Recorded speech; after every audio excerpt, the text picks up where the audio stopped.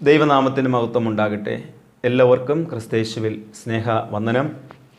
അനുഗ്രഹീതമായ ഒരു ദിവസം പ്രാർത്ഥനാപൂർവം നമുക്കൊരുമിച്ച് ദൈവവചനത്തിൻ്റെ ചില മർമ്മങ്ങൾ പ്രാർത്ഥനയോടെ പങ്കുകൊള്ളുവാനും ആ ദൈവവചന അനുഭവങ്ങൾ നമ്മുടെ ജീവിതത്തിൻ്റെ പ്രായോഗിക തലങ്ങളിൽ കൊണ്ടുവന്ന് പ്രാർത്ഥനാപൂർവം അതിനെ പ്രായോഗികമാക്കി നമ്മുടെ ജീവിതയാത്ര അർത്ഥവത്താക്കി തീർക്കുവാൻ നമുക്ക് ഒരുങ്ങാം.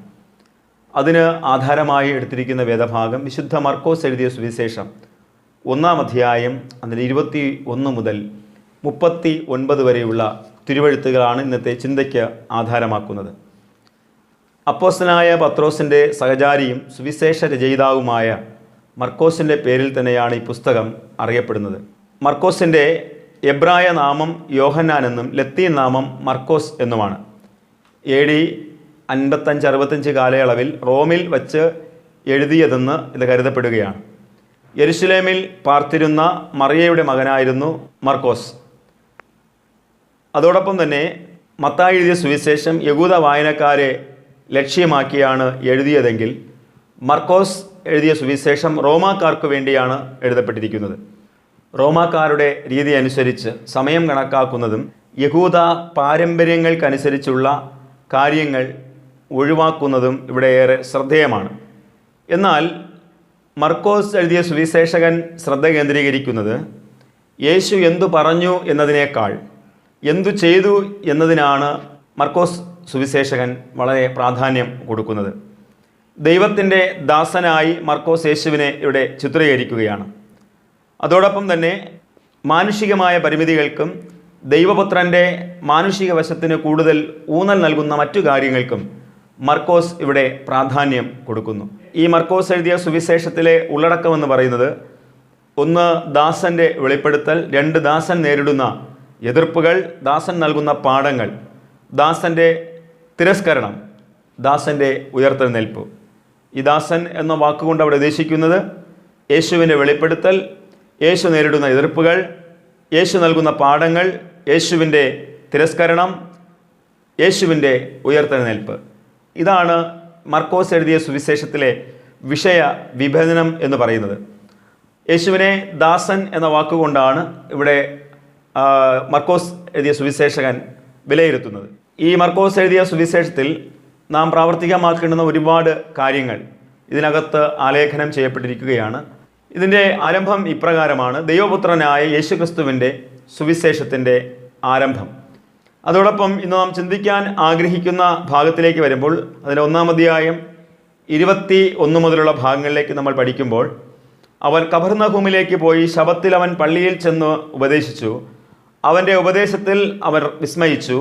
അവൻ ശാസ്ത്രിമാരെ പോലെയല്ല, അധികാരമുള്ളവനായിട്ടത്രേ അവരെ ഉപദേശിച്ചത്. ഇവിടെ നമ്മൾ ഒന്നാമതായി ചിന്തിക്കാൻ ആഗ്രഹിക്കുന്നത് ഉപദേശമാണ്, ടീച്ച്. ഇന്ന് ഉപദേശം ഇന്നത്തെ കാലഘട്ടത്തിൽ നിരസിക്കപ്പെടുന്ന ഒരു കാലഘട്ടമാണ്. ഉപദേശിക്കുന്നവരെ ഇഷ്ടമില്ല, ഉപദേശം കേൾക്കാനും ഇന്നത്തെ തലമുറയ്ക്ക് വലിയ താല്പര്യമില്ല. കൽപ്പന ഒരു ദീപവും ഉപദേശം ഒരു വെളിച്ചവുമാണ്. ഇരുളടഞ്ഞ ജീവിതത്തിൽ വെളിച്ചം പകരുന്നതാണ്, നമുക്ക് ശരിയായ ദിശ കാണിക്കുന്നതാണ് ഉപദേശം. വേദപുസ്തകം ആകമാനമായി പരിശോധിക്കുമ്പോൾ യേശുവിൻ്റെ ഉപദേശത്തിന് വില കൽപ്പിച്ചവർ അനേകരാണ്. ഉപദേശം കേട്ട് ജീവിതത്തിൽ രൂപാന്തരപ്പെട്ടവരും പുതിയ ജീവിതക്രമങ്ങൾ ആരംഭിച്ചവരും പുതിയ ജീവിതങ്ങൾ നേടിയവരും അനേകരുമാണ്. അനേകർ രക്ഷ പ്രാപിച്ചു, സൗഖ്യം പ്രാപിച്ചു, മാനസാന്തരപ്പെട്ടു, ദൈവവിഷയ സമ്പന്നമായി സമ്പന്നത അനുഭവിച്ച അനേക വ്യക്തിത്വങ്ങളെ വേദപുസ്തകം പരാമർശിച്ച് കാണിക്കുകയാണ്. സദൃശ്യവാക്യങ്ങൾ പരിശോധിക്കുമ്പോൾ തന്നെ ഒരു ഉപദേശത്തിൻ്റെ ഒരു വലിയൊരു തലം നമുക്ക് സദൃശ്യവാക്യങ്ങളിൽ ശലോമോൻ നമുക്ക് നൽകി തരികയാണ്. ഏറ്റവും അർത്ഥവത്തായ ഉപദേശങ്ങളാണ് സദൃശ്യവാക്യങ്ങളിൽ നമുക്ക് കാണാൻ കഴിയുന്നത്. അതിൻ്റെ 1-ാം അധ്യായം, 2-ാം അധ്യായം, 3-ാം അധ്യായം, അതിനെ 31 അധ്യായം വരെയും പഠിക്കുമ്പോൾ ഒരു മനുഷ്യൻ ജീവിതത്തിൽ അനുവർത്തിക്കേണ്ട, ജീവിതത്തിൽ പ്രായോഗികമാക്കേണ്ട ഏതൊരു സ്ഥാനത്തും ഒരു മനുഷ്യൻ നിശ്ചലനായി പോകാതെ, ഇരുട്ടിൽ തപ്പാതെ വെളിച്ചമുള്ളവനായി തീരാൻ, ഈ ഭൂമിയിൽ അർത്ഥവത്തായി ജീവിപ്പാൻ, ഈ ഭൂമിയിൽ ലജ്ജാകരമായൊരു ജീവിതം ഉയർത്താതിരിക്കുവാൻ, ഈ ഭൂമിയിൽ നിന്ദിക്കപ്പെടാതിരിക്കുവാൻ, ഈ ഭൂമിയിൽ ദോഷം പെടുന്നവനായി മാറാതിരിക്കുവാൻ, അർത്ഥവത്തായി ന്യായമായി ഈ ഭൂമിയിൽ ഏറ്റവും സൗമ്യതയോടും നീതിയോടും അർത്ഥവത്തായി ജീവിക്കുവാനായി ഈ ഉപദേശം ഏറ്റവും ശക്തിയുക്തമാണ്. സദൃശ്യവാക്യങ്ങൾ നമ്മൾ പഠിക്കുമ്പോൾ അതിൻ്റെ ആരംഭം തന്നെയാണ് ഉപദേശത്തിലാണ് ആരംഭിക്കുന്നത്. അത് ജീവിതത്തിൽ അന്വർത്ഥമാക്കുന്ന ഒരു തലമുറകളും ജീവിതത്തിൽ നഷ്ടപ്പെട്ടു പോവുകയില്ല എന്നുള്ളത് വാസ്തവമായ കാര്യമാണ്. ഇന്ന് ഉപദേശങ്ങൾക്ക് കുറവില്ല, വചനങ്ങൾക്ക് ഒരു കുറവുമില്ല. എങ്കിലും മനുഷ്യൻ ഇന്ന് അനുസരണം കെട്ട ക്രമം കെട്ട ജീവിത ശൈലിയിലേക്ക് മനുഷ്യൻ്റെ ഓരോ ചലനങ്ങളും ഇന്ന് മാറിക്കൊണ്ടിരിക്കുകയാണ്. അത് കണ്ണുകളുടെ ചലനമായാലും നാവിൻ്റെ ചലനങ്ങളായാലും കൈകളുടെ ചലനങ്ങളായാലും കാലുകൾ കൊണ്ട് യാത്ര ചെയ്യുന്ന വഴികളായാലും ഇന്ന് ഇരുട്ടാർന്ന ജീവിത തലങ്ങളായിട്ട് മാറിക്കൊണ്ടിരിക്കുകയാണ്. മനുഷ്യനിന്ന് വെളിച്ചത്തിലേക്ക് വരുവാൻ തെല്ലും ആഗ്രഹിക്കുന്നില്ല. ഇരുട്ടിൻ്റെ സുഖങ്ങളിൽ ആണ്ടുപോയി ജീവിതം നശിപ്പിക്കുന്ന തരത്തിൽ തിന്മകളുടെ സുഖം അനുഭവിച്ച് യാത്ര ചെയ്യുകയാണ്. ഒരു ഉറുമ്പിനെ നമ്മൾ പരിശോധിക്കുമ്പോൾ അത് തേൻകുപ്പിയിൽ കയറി തേൻ കുടിക്കുകയാണ്. അതിനാകുവോളം അത് ആസ്വദിച്ച് കുടിച്ച് അതിന് പിന്നെ പുറത്തു വരാൻ കഴിയാത്ത ഭാഗത്തിൽ അത് ആ ഉറുമ്പ് തേനിരിക്കുന്ന ബോട്ടിലിൽ തന്നെ അതിൻ്റെ ജീവിതം ഹോമിക്കപ്പെടുകയാണ്. ഇതുപോലെ തന്നെയാണ് ഇന്ന് ഉപദേശം കേൾക്കുവാൻ കഴിയാത്ത തലമുറ ഈ ലോകത്തിൻ്റെ തിന്മകളിൽ അതിൻ്റെ സുഖങ്ങൾ അനുഭവിച്ച് ഒടുവിൽ പുറത്തു വരാൻ കഴിയാതെ തിന്മയുടെയും ജീവൻ ഹോമിക്കപ്പെടുന്ന അവസ്ഥകൾ വരെ ഇന്നത്തെ തലമുറകൾ എത്തിച്ചേരുകയാണ്. എന്നാൽ വേദപുസ്തകത്തിൽ പറയുന്നത് കബർനഹൂമിലേക്ക് പോയി യേശു ശബത്തിൽ പള്ളിയിൽ ചെന്ന് ഉപദേശിച്ചു. ഇന്ന് ദൈവാലയത്തിലൂടെ ലഭിക്കുന്ന ഉപദേശങ്ങൾ വളരെയേറെയാണ്.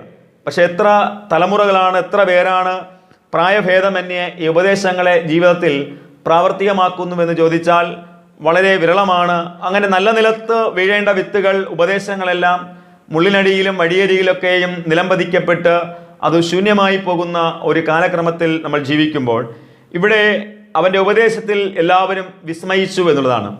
ഇന്ന് ഉപദേശങ്ങൾ കേൾക്കുമ്പോൾ അത് എനിക്ക് വേണ്ടിയുള്ളതാണെന്ന് എത്ര പേർ ഹൃദയപരമാർത്ഥതയോടെ ജീവിതത്തിൽ സ്വീകരിക്കുന്നു എന്നുള്ളത് നമ്മുടെ ഓരോരുത്തരുടെയും ജീവിതങ്ങളെ ശോധന ചെയ്യുമ്പോൾ തന്നെ നമുക്ക് തിരിച്ചറിയാം.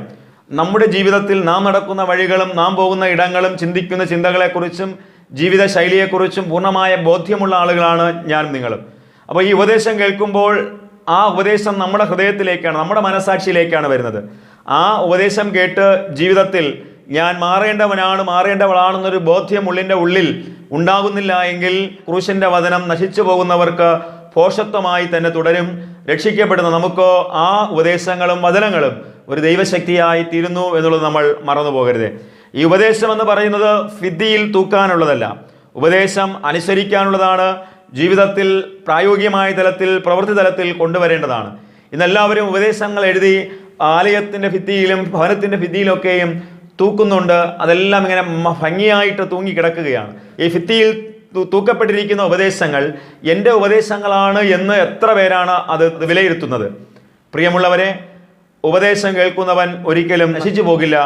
അവൻ ജീവിതത്തിൻ്റെ ഒരു വഴിത്താരകളിലും ഇരുട്ടിലായി പോയില്ല.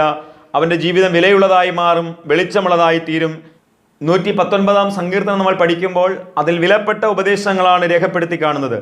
ഒന്ന്, യഹോവയുടെ ന്യായപ്രമാണം അനുസരിച്ച് നടപ്പിൽ നിഷ്കളങ്കരായവർ ഭാഗ്യവാന്മാർ. അവൻ്റെ സാക്ഷ്യങ്ങളെ പ്രമാണിച്ച് പൂർണ്ണ ഹൃദയത്തോടെ അവനെ അന്വേഷിക്കുന്നവർ ഭാഗ്യവാന്മാർ.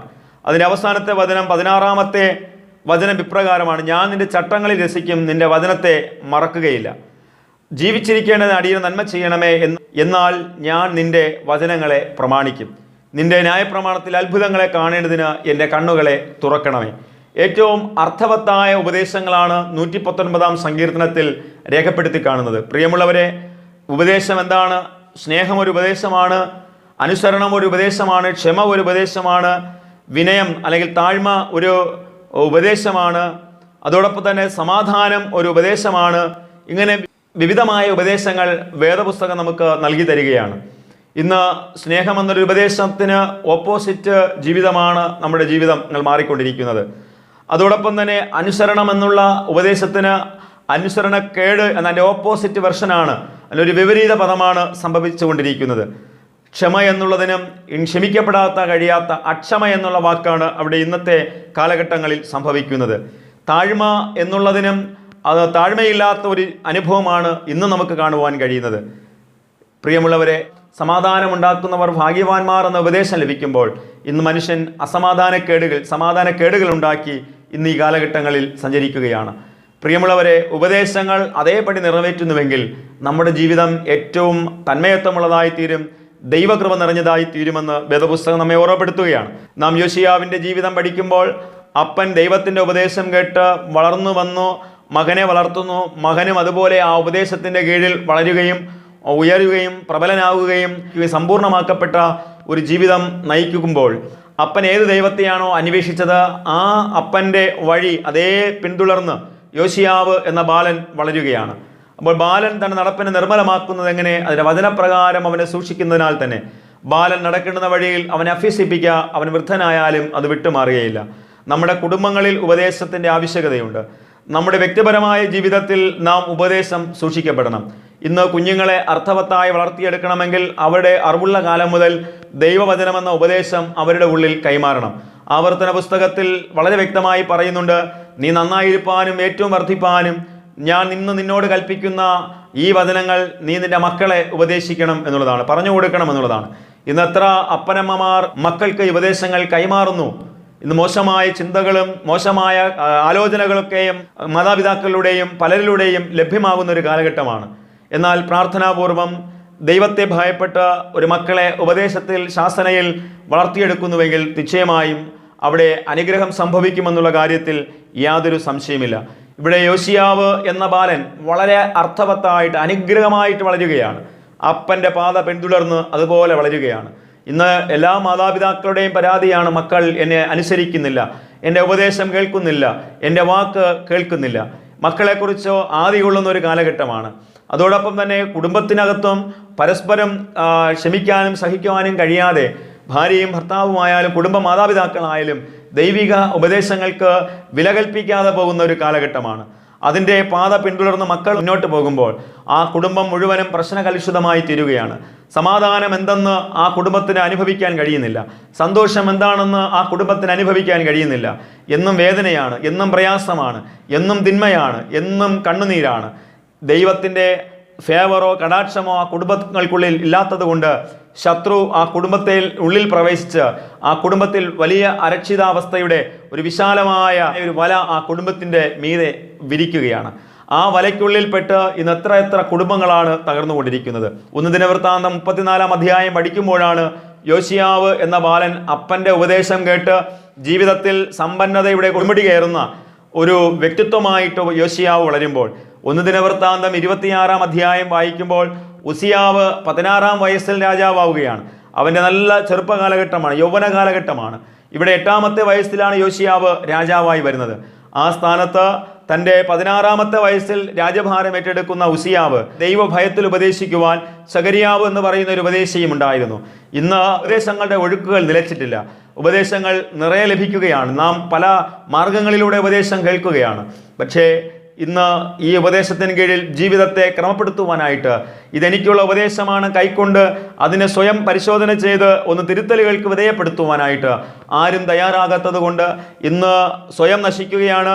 മാതാപിതാക്കൾ നശിക്കുന്നു, കുടുംബങ്ങൾ നശിച്ചുകൊണ്ടിരിക്കുന്നു, സഭ നശിക്കുന്നു, സമൂഹം നശിച്ചുകൊണ്ടിരിക്കുകയാണ്. ദൈവിക ഉപദേശങ്ങൾക്ക് വിധേയപ്പെട്ട് കഴിയുന്നവൻ ജീവിതത്തിൽ ദൈവായിഷ്ടങ്ങൾക്ക് വിധേയപ്പെടുകയും അവൻ സഹനമുള്ളവനായും ക്ഷമയുള്ളവനായും ഞാൻ ദൈവത്തിൻ്റെ പൈതലാണെന്നുള്ളൊരു പൂർണ്ണമായ ബോധ്യം ജീവിതത്തിൻ്റെ പരിശോധന ഘട്ടങ്ങളിൽ പരീക്ഷാ ഘട്ടങ്ങളിലൊക്കെയും ആ ഒരു വലിയ തിരിച്ചറിവ് അവൻ്റെ ജീവിതത്തിൽ ഉണ്ടാകും. എത്ര അധാർമികതകളാണ് പെരുകിക്കൊണ്ടിരിക്കുന്നത്. ഇതെല്ലാം ഉപദേശം കേൾക്കാത്തത് കൊണ്ടും ശുദ്ധമായ മനസ്സാക്ഷി ഇല്ലാത്തത് കൊണ്ടും ശുദ്ധഹൃദയമില്ലാത്തത് കൊണ്ടും ദൈവഭയമില്ലാത്തത് കൊണ്ടും മനുഷ്യൻ ഉപദേശത്തിന് വളരെ പ്രാധാന്യം കൊടുക്കുന്നില്ല.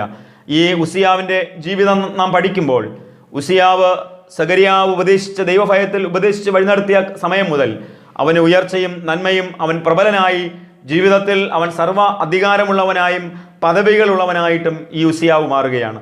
പക്ഷേ ജീവിതത്തിൻ്റെ ഏതോ തലങ്ങളിൽ അവൻ ഉപദേശത്തിന് പ്രാധാന്യം കൽപ്പിക്കാതെ വന്നപ്പോൾ, അവനത് നിരസിച്ചു തുടങ്ങിയപ്പോൾ, അവൻ അനുസരിക്കാതെ വന്നപ്പോൾ, അവൻ്റെ സ്വന്തം ഇഷ്ടങ്ങൾ ജീവിതത്തിൽ വളരാൻ തുടങ്ങിയപ്പോൾ, സ്വന്തം താല്പര്യങ്ങൾ വളരാൻ തുടങ്ങിയപ്പോൾ, അവൻ ദൈവത്തിൽ നിന്ന് അന്യപ്പെട്ടു തുടങ്ങിയപ്പോൾ, ഉപദേശത്തിൽ നിന്ന് അന്യപ്പെട്ടു തുടങ്ങിയപ്പോൾ അവൻ്റെ ജീവിതത്തിൽ വിലക്കപ്പെട്ടിട്ടുള്ള പല കാര്യങ്ങളും ഉസിയാവ് ചെയ്യാൻ ആഗ്രഹിക്കുകയാണ്. ദൈവസാന്നിധ്യം നമ്മിൽ നഷ്ടപ്പെടുമ്പോഴാണ് പിശാച് നമ്മെ ചോർത്തിക്കൊണ്ടുപോകുന്നതും നമ്മെ കെട്ടപ്പെട്ട് കൊണ്ടുപോകുന്നതും അവൻ്റെ ഇംഗിതങ്ങൾക്ക് നമ്മെ വശംവദനാക്കുന്നതും അവൻ്റെ ഉപദേശങ്ങൾക്ക് നമ്മെ അടിമയാക്കുന്നതും അവൻ്റെ ഉപദേശങ്ങൾ ചെയ്യുവാൻ നമ്മെ അടിച്ചേൽപ്പിക്കുകയും അത് ഇൻപമുള്ളതായിരിക്കാം, സുഖം പകരുന്നതായിരിക്കാം, സന്തോഷം പകരുന്നതായിരിക്കാം, അല്പം സന്തോഷം പകരുന്നതായിരിക്കാം.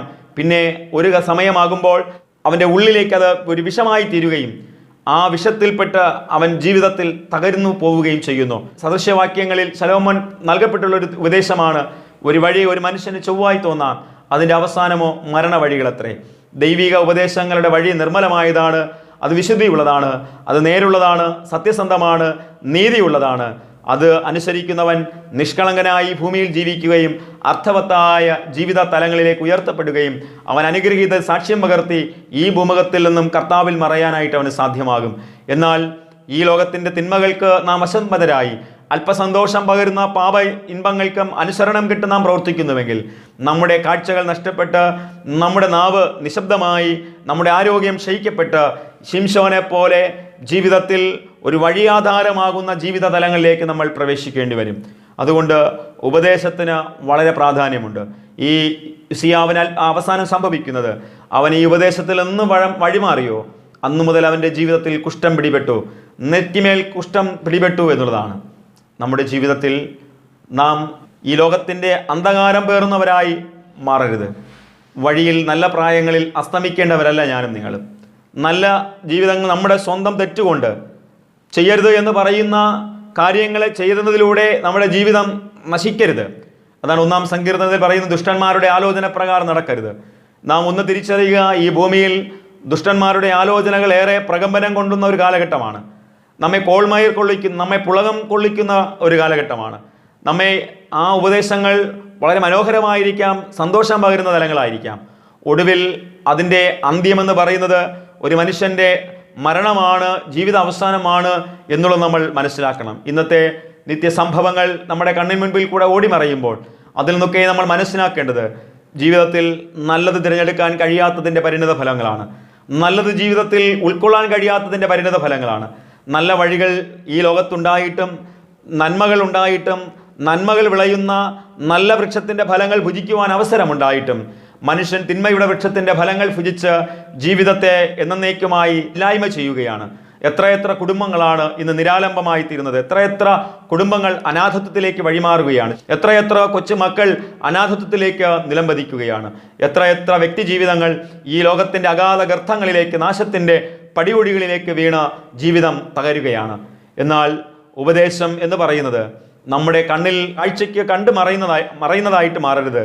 അതൊന്ന് വായിച്ച് ഹൃദയത്തിൽ സംഗ്രഹിച്ച് എൻ്റെ ജീവിത വഴിയാത്രയിൽ ഞാൻ തെറ്റാതെ ജീവിക്കുവാൻ, കാലിടറാതെ ജീവിക്കുവാൻ, നന്മയുടെ പൂങ്കാവനത്തിൽ പ്രവേശിക്കുവാൻ, നന്മയുടെ പർദീസയിൽ വിരാജിക്കണമെങ്കിൽ, ആ നന്മയുടെ നറുപുഷ്പങ്ങളുടെ മണം ആസ്വദിക്കണമെങ്കിൽ, പ്രിയമുള്ളവരെ, ഈ ഉപദേശത്തിൻ്റെ അനുഭവത്തിൽ ഞാനും നിങ്ങളും ലയിച്ചു ചേരണം. ഉപദേശം എവിടെ നമ്മൾ മറക്കുന്നുവോ അവിടെ മുതൽ നമ്മുടെ ജീവിതത്തിൻ്റെ തകർച്ചയാണ് എന്നുള്ളത് നമ്മൾ മറന്നു പോകരുതേ. ഉപദേശം ഒരു വെളിച്ചമാണ്, കൽപ്പന ഒരു ദീപമാണ്. സദൃശ്യവാക്യങ്ങളുടെ പുസ്തകങ്ങൾ 1 മുതൽ 31 അധ്യായം വരെയും പഠിക്കുമ്പോൾ പ്രായഭേദമന്യേ ഒരു ജനിച്ചറിവുള്ള തലങ്ങൾ മുതൽ വാർദ്ധക്യത്തിലെത്തുന്നവർക്ക് വരെയുള്ള ഒരു ഉപദേശമാണ് ആ സദൃശ്യവാക്യങ്ങളിൽ രേഖപ്പെടുത്തുന്നത്. ഒരു നല്ലൊരു ഉപദേശത്തിൻ്റെ ഒരു പാനീയമാണ് അത്. ഓരോ ദിവസവും നമ്മൾ ആ ഉപദേശത്തിൻ്റെ വെണ്മയേറിയ പാനീയം നമ്മളൊന്ന് കുടിക്കുമ്പോൾ അതുണ്ടാക്കുന്ന വളർച്ച, അതുണ്ടാക്കുന്ന നന്മ, അത് നമുക്ക് നൽകുന്ന വഴികൾ, നമുക്ക് നൽകുന്ന ദർശനങ്ങൾ വളരെ വലുതാണ്. അതുകൊണ്ട് ഉപദേശം എന്ന് പറയുന്നത് നമ്മൾ ഭിത്തിയിൽ തൂക്കാനുള്ളതല്ല, ഹൃദയത്തിൽ തൂക്കണം. നമ്മുടെ ഹൃദയത്തിനുള്ളിൽ വഹിക്കണം. അത് ഹൃദയത്തിൽ ഇരിക്കണം, നല്ല നിലത്തിൽ കിടക്കണം, അത് വളരണം, 100 മേനി ബലം കൊടുക്കണം. യോശിയാവ് ഇവിടെ വളരുമ്പോൾ ഉസിയാവ് തകരുകയാണ്. ഏലി പുരോഹിതൻ്റെ മക്കൾ ഉപദേശത്തിൽ വളരേണ്ട പുരോഹിതൻ്റെ മക്കളാണ്. ആ പുരോഹിതൻ എന്ന പിതാവിൻ്റെ ഉപദേശത്തെ മറുത്തു മത്സരിച്ച് ജീവിക്കുമ്പോൾ ഹൊഫ്നിയും ഫിനേഹാസും നല്ല പ്രായത്തിൽ ഈ ഭൂമിയിൽ നിന്ന് തകർന്നു പോവുകയാണ്. പ്രിയമുള്ളവരെ, നല്ല പ്രായത്തിൽ തകരേണ്ടവരല്ല ഞാനും നിങ്ങളും. ഒരു ദാനിയേലിനെ പോലെ ഒരു ശോഭയുള്ള ജീവിതം, ശമൂവേലിനെ പോലെ ഒരു ശോഭയുള്ള ജീവിതം, യോശിയാവിനെ പോലെ ഒരു ശോഭയുള്ള ജീവിതം, പൗലോസിനെ പോലെ ഒരു നല്ല ദർശനമുള്ള സാക്ഷ്യമുള്ള ജീവിതം, യോസേഫിനെ പോലെ അർത്ഥവത്തായ ജീവിതം, ജീവിതത്തിൻ്റെ ഏത് തിന്മയുടെ വശങ്ങളിൽ നിന്നും ഓടി ഒളിക്കുവാനും അത് ഉപേക്ഷിക്കപ്പെടുവാനുമുള്ള ഒരു പൂർണ്ണ ഹൃദയ ഒരുക്കം നമ്മുടെ ജീവിതത്തിൽ ഉണ്ടാകണം. അതിന് നമുക്ക് ദൈവത്തോടൊപ്പമുള്ള പ്രതിദിനമായ സംസർഗം വളരണം, പ്രാർത്ഥനാനുഭവങ്ങൾ വളരണം, തിരുവചന ധ്യാനങ്ങൾ വളരണം, പ്രാർത്ഥനാ വശങ്ങൾ വളരണം. അനേക സമയങ്ങളിൽ ദൈവവുമായിട്ടുള്ളൊരു ആത്മസംസർഗത്തിൽ നമ്മൾ ഇഴുകിച്ചേരണം. ഉപദേശം നമ്മുടെ ജീവിതത്തിൻ്റെ വെളിച്ചമാണ്, കാലിന് ദീപവുമാണ്, പാതയ്ക്ക് പ്രകാശമാണ്. ഈ പ്രകാശമത്തെ തള്ളിക്കളഞ്ഞ് നാം ഇരുട്ടിനെ സ്വീകരിക്കുന്നുവെങ്കിൽ ആ ഇരുട്ട് എത്ര വലുതായിരിക്കും. അതിൻ്റെ പരിണിത ഫലം നമുക്ക് അളക്കാൻ കഴിയാത്തതാണ്. ഒരു വലിയ തകർച്ചയുടെ അനുഭവങ്ങൾ നമ്മുടെ കൈക്കുമ്പിളിൽ നമ്മൾ ശേഖരിക്കേണ്ടി വരും. പ്രിയമുള്ളവരെ, ദൈവവചനം തീയാണ്, അത് പാറയെ തകർക്കുന്ന ചുറ്റുകയാണ്. പ്രാണനെയും ആത്മാവിനെയും സന്ധിമജ്ജകളെയും തുളച്ചു ചെല്ലുന്നതുമാണ് ദൈവിക ഉപദേശം, വചനമെന്ന ഉപദേശം. ഈ ഉപദേശത്തിൽ നിലനിന്ന അന്ത്യം വരെയും ക്രിസ്തുവിൻ്റെ ക്രൂശ് വഹിച്ച് ആ ഉപദേശത്തിൽ വളർന്ന് ഈ ഭൂമിയിൽ ഒരർത്ഥവത്തായ ജീവിതമൊരുക്കുവാനും ഒടുവിൽ ക്രിസ്തുവിൽ അനുഗ്രഹപൂരിതമായിട്ട് മറയുവാനും ദൈവം നമ്മെ സഹായിക്കട്ടെ. ഈ ഉപദേശങ്ങൾ ദൈവത്തിൻ്റെ ഇഷ്ടം നിറവേറ്റപ്പെടേണ്ടതാണ്. സ്വർഗത്തെപ്പോലെ ഭൂമിയിലും ആകേണ്ടതാണ് ഈ ഉപദേശങ്ങൾ. അതിനെ ഒരു നിധിയെപ്പോലെ നമുക്ക് കാത്തു സൂക്ഷിച്ച് നമ്മുടെ ജീവിതത്തിൽ ചേർത്ത് പിടിച്ച് നല്ല ഫലമുള്ളവരായി ജീവിക്കാം. ഈ ദൈവിക ഉപദേശങ്ങൾ നമ്മുടെ ജീവിതത്തിൻ്റെ പ്രമാണമാക്കി മാറ്റി വളരുവാൻ, ദൈവരാജ്യത്തോളം വളരുവാൻ ഈ ഉപദേശങ്ങൾ നമുക്ക് കാലിന് ദീപവും പാതയ്ക്ക് പ്രകാശവുമായി തീരട്ടെ എന്ന് പ്രാർത്ഥിച്ചുകൊണ്ട് ഈ ദൈവിക ഉപദേശങ്ങളിൽ വളരുവാൻ ദൈവം നമ്മെ പ്രാപ്തിപ്പെടുത്തട്ടെ. ആമേൻ. പ്രാർത്ഥിക്കാം.